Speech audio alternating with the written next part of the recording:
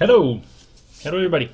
This is Ominous for Responsible Gaming, and we're doing Ominous Designs episode 148 tonight. This is the last episode before I go on 1 week holiday. There will not be an episode next week, but I'll see you the week after for one episode before the great celebration of 150. So tonight, I'm just gonna visit a little bit the mechanics of Kaladesh. So what we're gonna do is we're gonna make. Maybe I'll keep a teaser for that. First, I want to make an instant sorcery, probably an instant. And look at this, I have illustrations ready on the go already. So I do believe I want to make an instant. I want to make something very, very simple. I want to make something that has been purposely left out of Kaladesh, but I myself would have found it pretty fun and enjoyable. It is an Electrocute sort of spell, and it says spells deals 2 damage to target creature or player. Ooh, I'm gonna need templates. If a player is dealt damage that way, I think I would say something like this. He or she loses, and this doesn't exist yet. Loses 2 or 3 energy. Yeah, I just realized that I need the templates for this. I don't even know if they're out. So there is no card that make energy removal in Kaladesh, and I think it's kind of unfortunate because it's very cool that energy is that kind of new resource, right? That you can kind of harvest and use and utilize for different effects. But it also kind of has this make energy, spend energy mechanic. There is extremely few cards, I do believe, that do anything else. There is like a couple cards that queue off whenever you gain energy. So you could say that's something else. That's a trigger that reacts to energy being created. But there's nothing else. There's no. There's not that many things that could be done actually, like transferring energy, stealing energy, removing energy. It's been said explicitly that there was no card removing energy other than spending it. And I'm saying why not?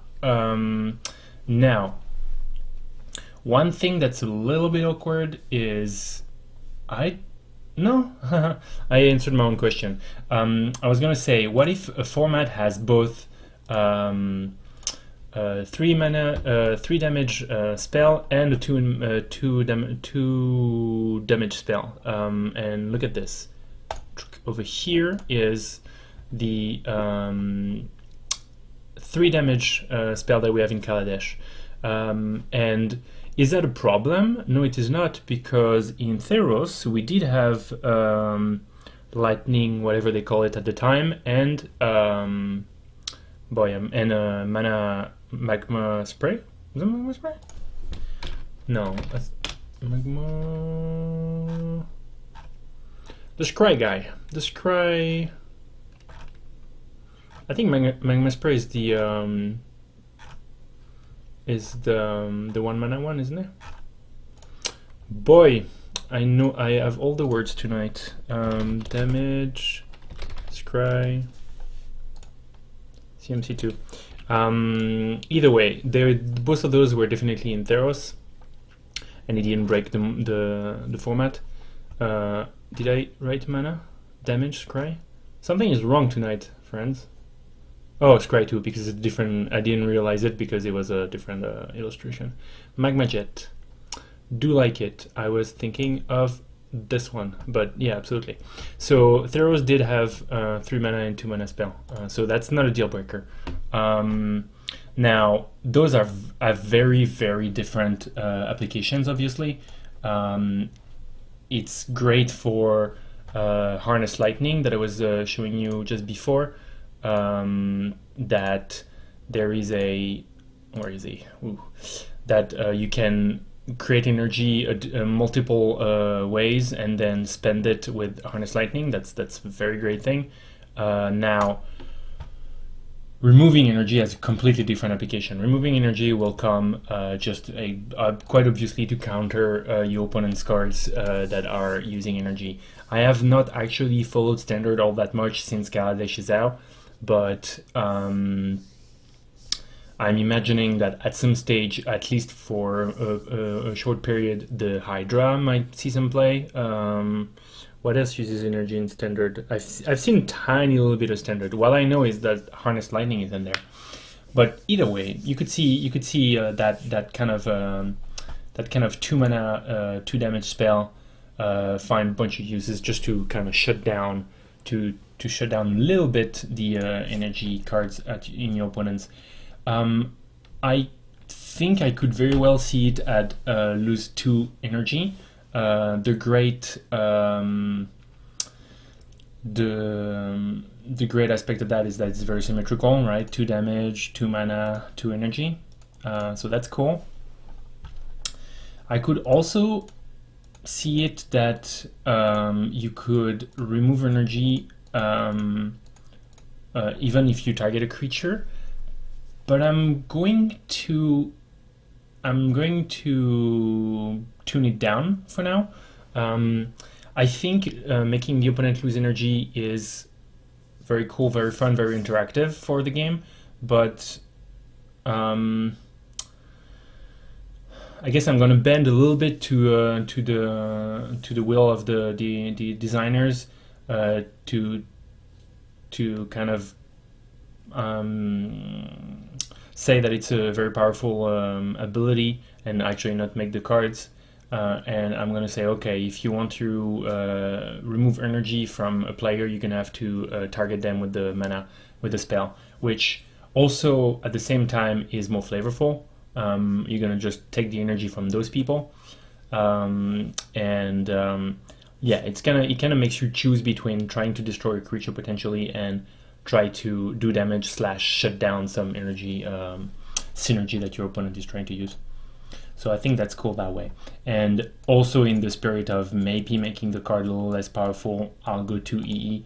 I don't know that it's really needed, but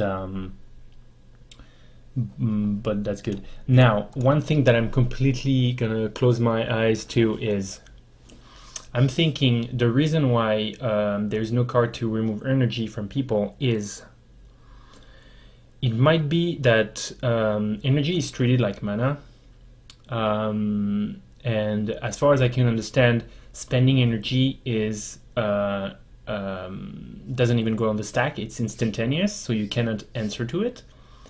But they say that maybe because there is a very, very deep corner case to it, but spending energy, like this card, this instant speed remove energy, is not going to try and interject itself while you're paying for your energy. It's going to try and instant speed in response to the ability that you just used.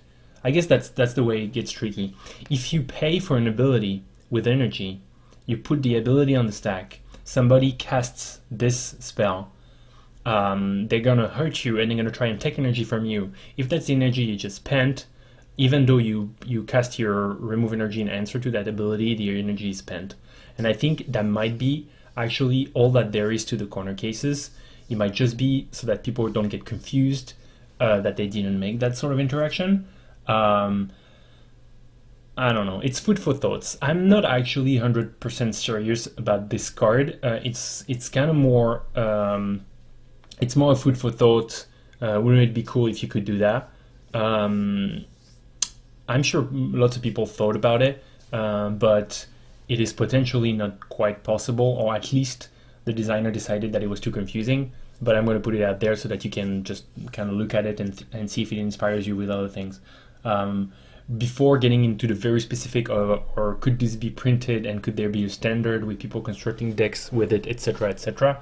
If you don't go that far, I think it's pretty cool card to have and to look around and to see. Plus, we're also playing custom Magic.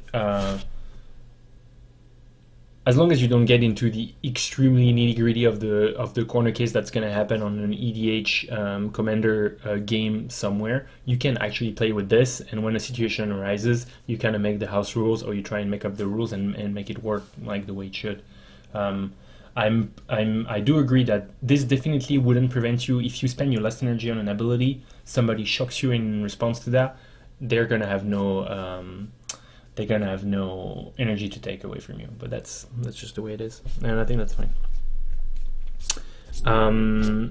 Which actually also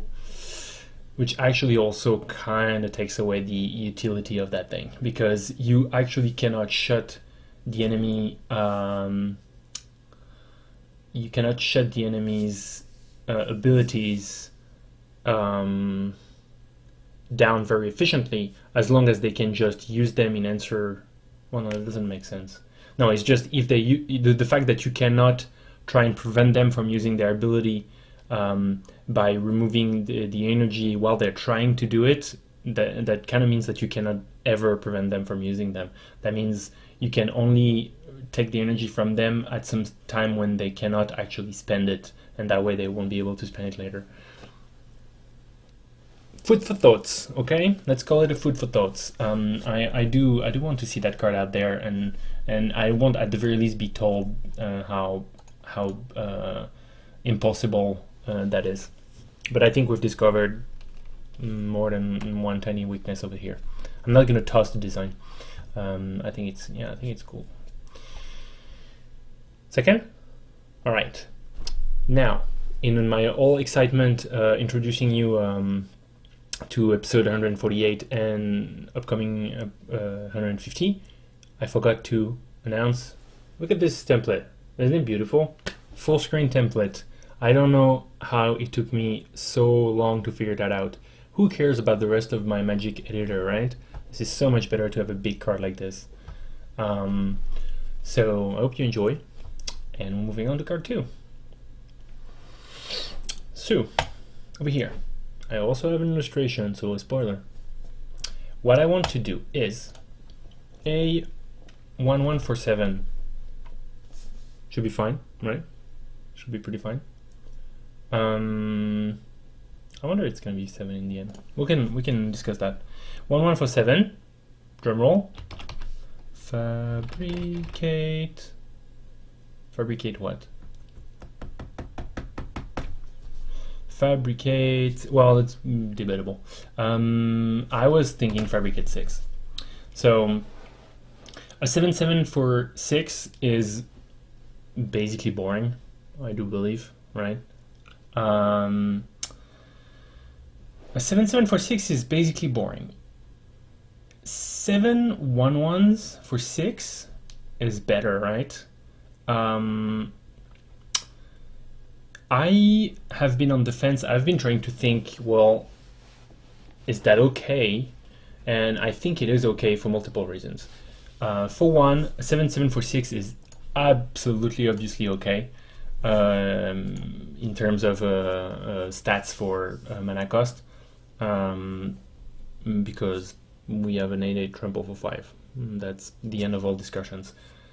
Absolutely doesn't mean that all cards should be like this. Please don't do that. But a 7/7 without any evasion for 6 is very doable. Now, is having 7 1/1s okay for 6? And I'm really leaning on the side of yes. There's a lot of there are some spells that will probably provide you with anywhere from 5 to maybe even 7, at least 6 1/1 tokens if you spend 6 mana in them. I could see for giggles to make this a very green spell, just to force a bit the color commitment on here. I mean, who would like to play this anyways? It only gets really busted if you have some pump all you dude ability, right? I guess it is a bit awkward now that there is only for 3 mana at uncommon. Sheaf of the Foundry, right? Is that this guy's name? Let's see. Foundry. I don't want to type chief because I'm not sure. Yeah, it's the chief. Chief of the foundry is there. So it's a bit awkward because it really gives you a little bit too much power for that mana. I could see that just for that we try and tame it down a tiny little bit in terms of the width. You know, like how wide you can go with that. 6 1/1s is already a ton. I would not go like 5. I think is my bare minimum, because 5 makes it a kind of a boring card, kind of a boring, like if you don't decide to make 5 1/1s, you find yourself with a 5/5. It's the most boring of all rares. Oh, look at that. How about that? How about Fabricate 5? And even though flavor-wise it's only fine, but how about I put Trample on here? Is that cute? So now you can have a 6/6 Trampler, which is, you know, it's a card. I mean, it's a good card, but it's not something unheard of. 6/6 Trampler, or otherwise you can have your 1/1 that doesn't care at all anymore that he has got Trample, and that's the kind of tricky, funny part. But instead you have 6 1/1s, and maybe when I give all that flexibility to you, I can bump the price to 7 mana, maybe. But oh god, that kind of feels bad, doesn't it? 6/6 Trampler or 6 1/1s. It is great. How do you say? God, flexibility. You know, it's great flexibility to be able to both be a 6/6 Trampler, which often can kind of get over the top and bash in for a ton of damage, or get six dudes. But 6 dudes for 7 is pretty boring, and it's also nowhere close to constructed playable. Let's see one thing quickly. Let's see what types of 6/6 Trampler for 6 there are out there. I think they're extremely common, but let's see if they're. Let's see to what degree they are common. So Trample, and I'm just gonna go for 6/6, not 6 something. So vanilla-ish, French vanilla, 6/6 for 6. We got uncommon with the cumulative upkeep, so nope. We got this common that could have Trample, but otherwise it's a 6/6 for 6, and I think this is nearing what we're looking at when we're trying to take a model for a rare. We got Primeval Titan, which is insane. We got, yeah, look, the rares are 6/6 Tramplers with upsides, right? In 2 colors, you also get X-Proof and Morph, which is nuts. At Mythic, you get Landfall, make a 4/4. At Rare, over here, at Rare, my friends, you get, whenever another non-token enter the battlefield, you may draw a card, which is fantastic, or pretty good at least, very good. And Vigor is a 6/6 for 6 with more green, and it says if damage would be dealt to a creature other than control, put a +1 on that creature for it. What? What is this? I think I knew it, but no. Oh my god, what?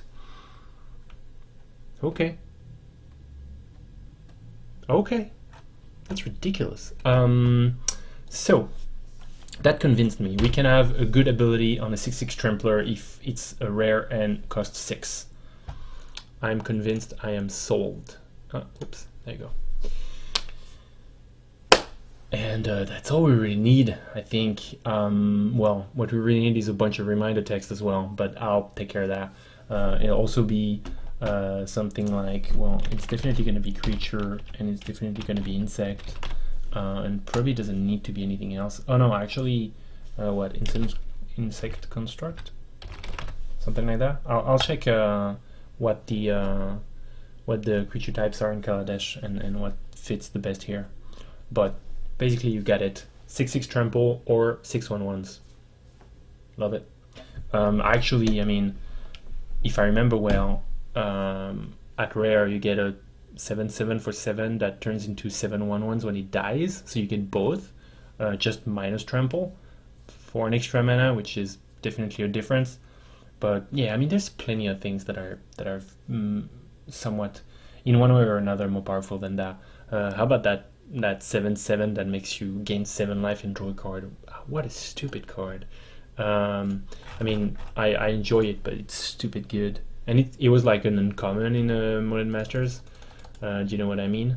CMC 7. I think it's an uncommon in Modern Masters. Expansion, Modern Masters, the second one. Let us see. Pelaka Worm, 7/7 for 7, trample. It's got trample, my friends. Oh my god. And gain 7 life. When he dies, draw a card. Redonkulous. Yeah, okay. So no worries to be had over here. Our 6/6 trample for 6 with upside is doing just fine. I like it. Cool. Cool. Well, that was a efficient episode. I did have the designs ready. I did want to explore a little bit what we could do with the mechanics of Kaladesh. So I hope you enjoyed.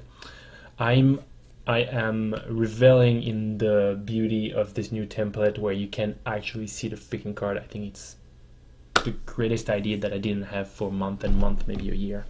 And I'm so glad it finally came to me. Cool.